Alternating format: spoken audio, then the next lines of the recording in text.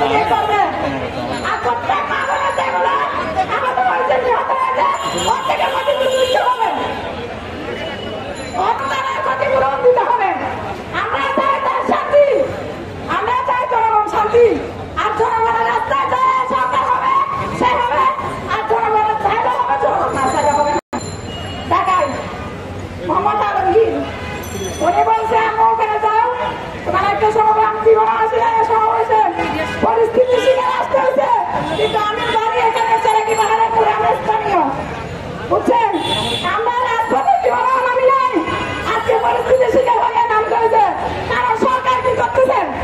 সরকারে আমাদের জনগণের দাবি না মানলে ওই সরকার আমাদের প্রয়োজন নাই। কারণ সাধারণ জনগণ এই অবস্থা রাজপথে, কারণ ওরা পেট ভরে দুইটা ভাত খাইছে আওয়ামী লীগ সরকার থাকতে, এখন ওই ভাত খাওয়া দূরের কথা, ওরা একটু রাস্তা চোখে দেখতেছে না, ওদের দরকার চালিয়ে দিচ্ছে, পুড়িয়ে দিচ্ছে, নির্যাতন করতেছে, শিশু নির্যাতন পরে কি নারী নির্যাতন, এগুলো কি করছে বাংলাদেশে? আমরা বাংলাদেশ শান্তি চাই। ব্যাংকের কর্মকর্তাগুলো কি হচ্ছে আজকে আজহারে হচ্ছে কেন? আমাদের এরকম ছিল না, বর্তমানে এরকম কেন হচ্ছে? ব্যাংকে না সব ব্যাংকে আজকে একটা ব্যাংকে চাকরি অবস্থাগুলো এই আমরা সঠিক করে এবং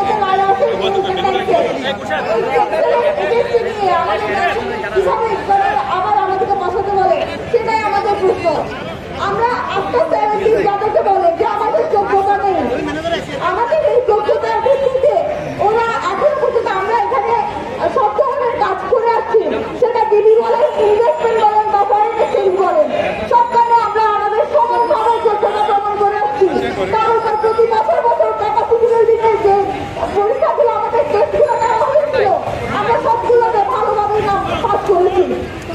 সুতরাং আমাদেরকে এখানে কম্পিটিটিভ টেস্টে বসানো যাবে না। শেষ করতে যাচ্ছি। আপনারা ইতিমধ্যে আমরা আপনারা সবাই শুনতে পেরেছেন, আমরা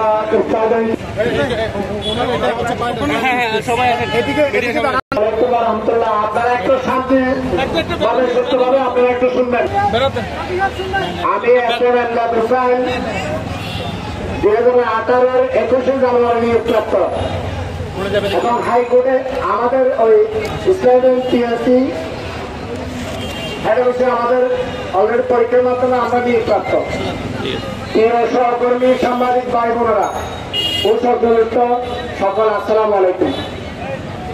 আপনারা নিশ্চয় অবগত আছেন আমরা এক কঠিন সময় পার করছি।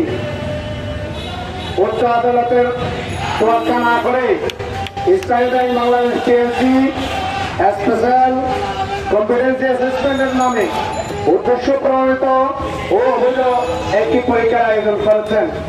আমরা আইনের প্রতি শ্রদ্ধাশীল থেকে আদালতের সিদ্ধান্তকে সম্মান জানিয়ে ইসলামী ব্যাংক পিএলসির এই পড়াশোনার পরীক্ষা সম্মানিতভাবে বয়কটের সিদ্ধান্ত নিয়েছি এবং সর্বাত্মক বয়কটের ঘোষণা দিলাম।